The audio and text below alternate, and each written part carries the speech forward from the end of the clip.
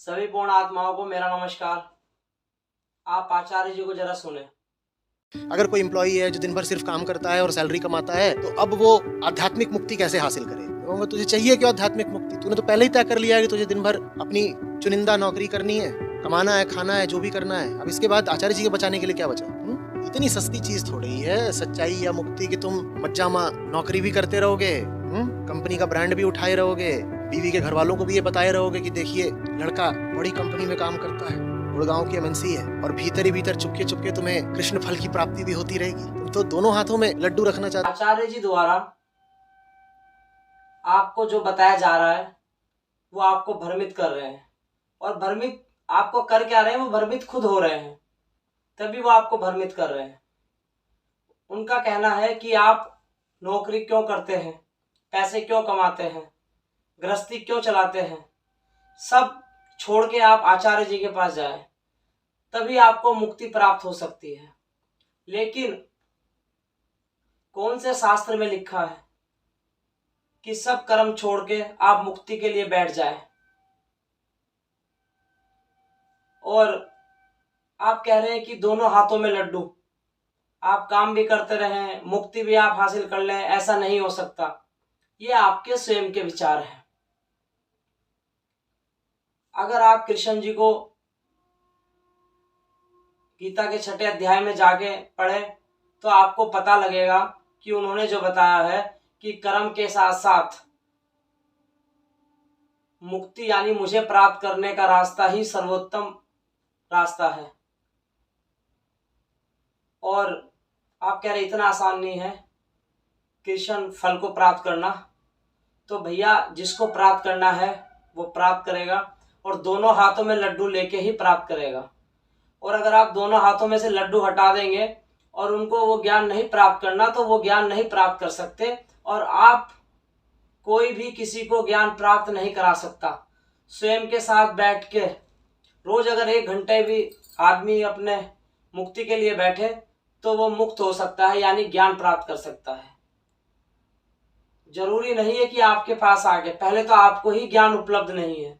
आपका जो ज्ञान है वो प्रैक्टिकल नहीं है, वो मान्यता वाला ज्ञान है। आप स्वयं भी प्रैक्टिकल करिए और आप भ्रमित ना करें, और आप स्वयं भी भ्रमित हैं, आप वहां से बाहर निकले, आप स्वयं भी प्रैक्टिकल करें। अन्यथा आप ऐसे ही अपने विचार, अपनी मान्यता बताते रहेंगे। और जैसा आपका कहना है कि काम करे जा रहे हैं, नौकरी कर रहे हैं, और ऐसे मजे में ज्ञान प्राप्त हो जाए, मुक्ति हो जाए, तो आप समझें कि आप प्रैक्टिकल करें। आपको उदाहरण देता हूं। पहले उदाहरण है कि जब आप भोजन करने के लिए बैठे हैं और आप कोई कार्य करते हैं, या कोई दुकान आप चलाते हैं, या कोई भी आपकी नौकरी है, जब आप घर में या कहीं ऑफिस में कहीं पर भी खाना करते हैं, तो आप उस टाइम अपने हाथों से जो खाना भोजन कर रहे हैं वो आपके पेट में ही जाता है, वो बाहर नहीं जाता। विचार आते रहेंगे, वो छोड़ दीजिए आप। इसीलिए आप मुक्ति के लिए जब बैठेंगे तो वो विचार आते रहे, उससे कोई फर्क नहीं पड़ता। कभी तो निर्विचार अवस्था में आप होंगे, आपको ज्ञान उपलब्ध होगा, आप मुक्त होंगे, लेकिन आपको उस पहले जिज्ञासा लानी होगी। आपको वो जिज्ञासा होनी चाहिए कि मैं कौन और पृथ्वी पे क्यों आया। जब तक ऐसी जिज्ञासा नहीं होगी, आप सब कुछ छोड़कर भी मुक्त नहीं हो सकते।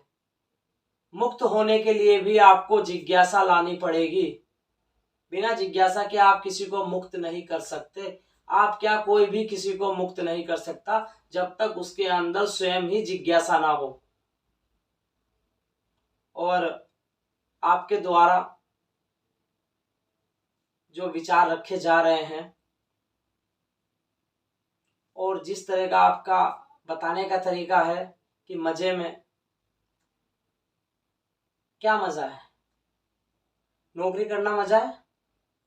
पैसे कमाना मजा है? क्या मजा है? किस मजे की आप बात कर रहे हैं?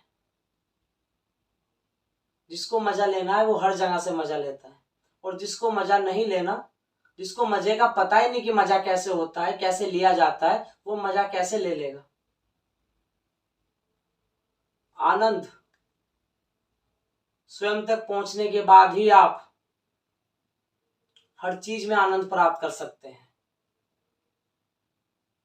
ना कि किसी के विचारों से और मान्यता से। आपको क्या दिक्कत है कि कोई नौकरी कर रहा है? आपको क्या दिक्कत है कि वो पैसे कमा रहा है?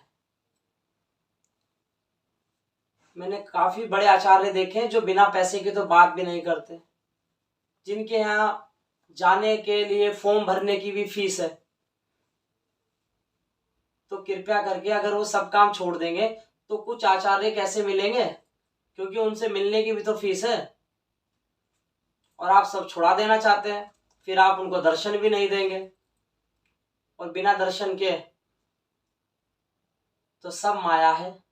दर्शन देने वाला भी माया और समझाने वाला भी माया, और जो आ रहा है वो भी माया। मुक्त होने के लिए स्वयं ही काफी है। अपने आप से ज्यादा आपको कोई नहीं समझ सकता।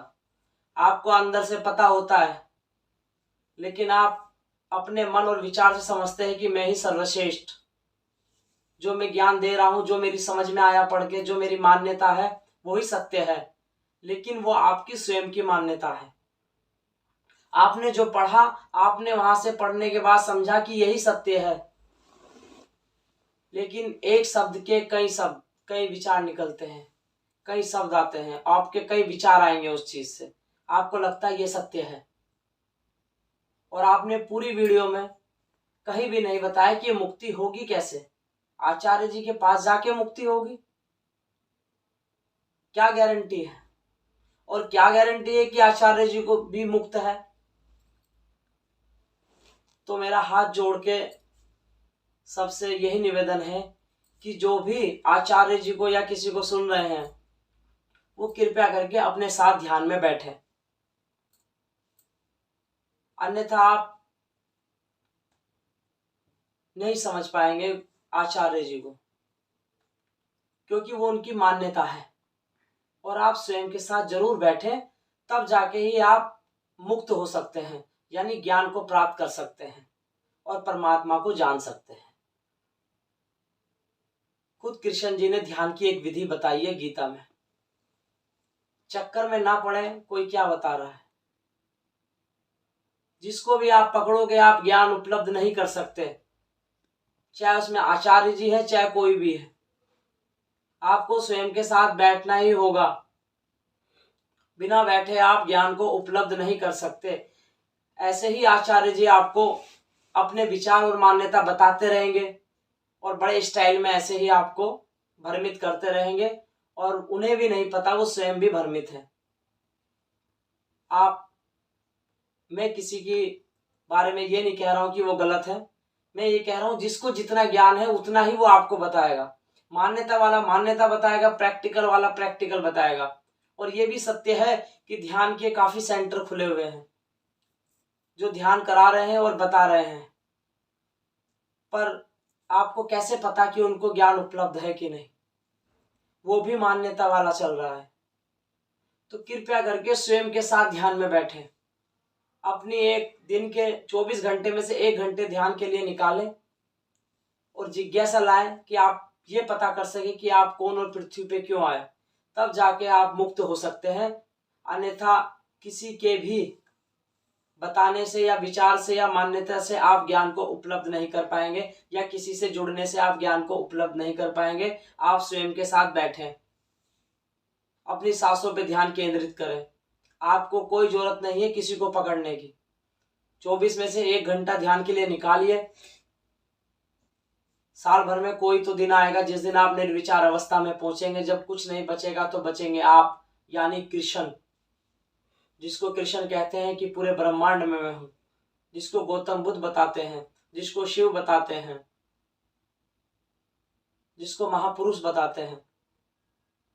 तो कृपया करके ध्यान में बैठिए, और वरना आचार्य जी के मान्यता और चुटकुले सुनते रहिए। वो तो लगे हैं, आप काम छोड़ दीजिए। धन्यवाद।